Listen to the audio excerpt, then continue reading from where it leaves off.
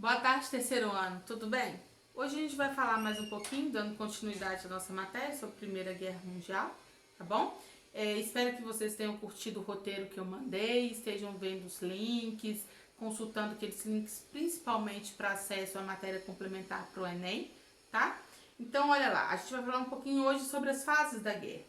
Porque a gente já falou sobre a paz armada, a gente já falou sobre a própria corrida armamentista, né? Eu estou verificando aqui, a gente já falou sobre essa política de alianças, né? A formação da Tríplice Aliança e Tríplice Entente, tudo isso se verificou anterior à deflagração do conflito, né? Digamos assim, é o contexto para o surgimento da Primeira Guerra, para a eclosão da Primeira Guerra Mundial, é o terreno, né?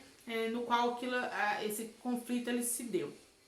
O estopim, igual eu falei com vocês, é o assassinato do herdeiro do trono austríaco por um nacionalista sérvio, né, o arquiduque Francisco Ferdinando, e devido à política de alianças, o que se verificou após o assassinato de Francisco Ferdinando foi uma sucessão de declarações de guerra, tá? Então a Primeira Guerra, ela tem três fases. No primeiro momento, a gente tem a primeira fase, que é chamada de guerra de movimento, ou guerra de trincheiras, né? Depois a gente tem a segunda fase, que é, na verdade, a guerra de trincheiras, viu, gente? A primeira fase é a guerra de movimento, depois a gente tem a fase da guerra de trincheiras e a terceira fase, que é uma nova guerra de movimento. Em linhas gerais, o que foi essa primeira fase? Foi uma fase de grande movimentação. Os exércitos que já vinham se preparando há um tempo para esse fim, eles se movimentaram, né, aliados aos seus, né, ali dentro do seu bloco de alianças, dentro do seu bloco afim, eles se movimentaram e foram conquistando territórios, até o momento em que se estagnou. Essa primeira fase foi uma fase muito rápida. Como a gente pode notar, e vocês vão verificar isso depois, algum tempo depois, quando a gente entrar em Segunda Guerra Mundial, a fase de batalhas físicas da Primeira Guerra Mundial, ela é basicamente europeia. Foi um movimento que se deu basicamente na Europa, né? Tanto que a Europa ficou devastada fisicamente.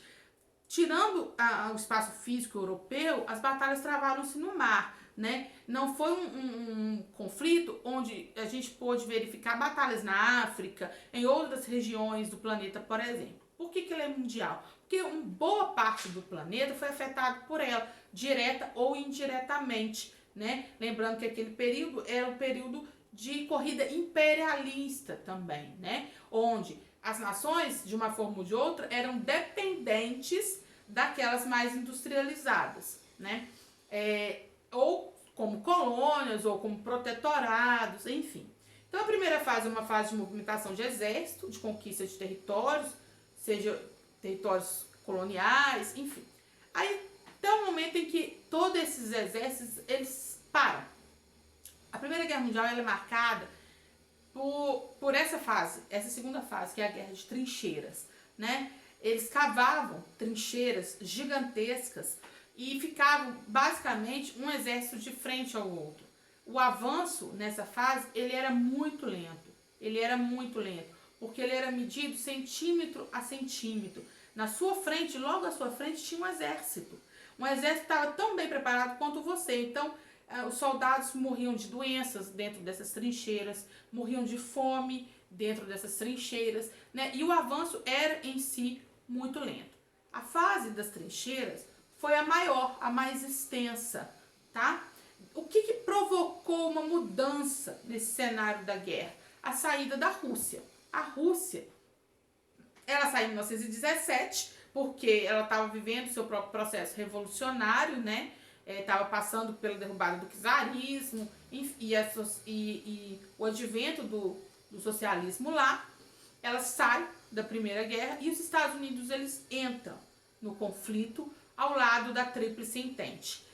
Além disso, a gente tem a mudança da Itália de lado. Em 1915, a Itália foi prometida à Itália uma série de regiões ricas em minério, né, chamadas províncias irredentas. Isso faz com que a Itália deixe a Tríplice Aliança e mude de lado para a Entente, né? Isso em 1915. 2 anos depois, a Rússia sai e os Estados Unidos entram. Isso gera uma nova movimentação de tropas, né? Que é a terceira fase da guerra, chamada de Nova Guerra de Movimento. Essa nova guerra de movimento, ela dá